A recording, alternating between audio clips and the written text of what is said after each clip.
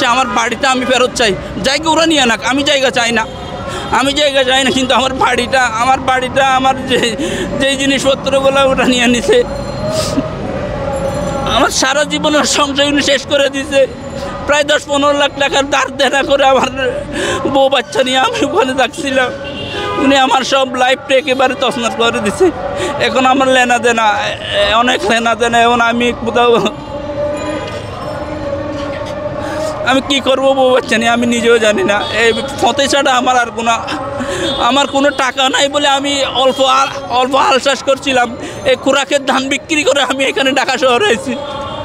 মাননীয় প্রধানমন্ত্রীর কাছে বিচার চাইতে খুরাকের ধান যদি আমি বিচার না হয়, তাও আমি কী খাবো বা বউ বাচ্চাকে কী খাওয়াবো আমি নিজেও জানি না।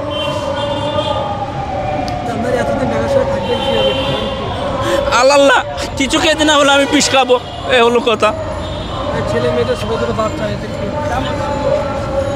না, এদের তো বাঁচার অধিকার নাই। এ দেশে রাজাকারের সন্তানদের বাঁচার অধিকার আছে, আমাদের এই দেশে বাঁচার অধিকার নাই।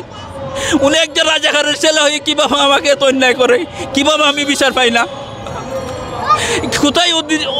কোথায় শক্তি, এর অদৃশ্য শক্তি কোথায়?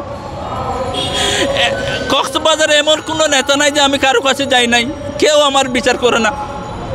সবাই আওয়ামী লীগের বলেন, সবাই যেখানে যাওয়া পরে আমি 9টা অধিদপ্তর অভিযোগ দিছি, প্রধানমন্ত্রী সহ 9টা অধিদপ্তর অভিযোগ দিছি। আমি কোনো সুরাহা পাই নাই কোথাও।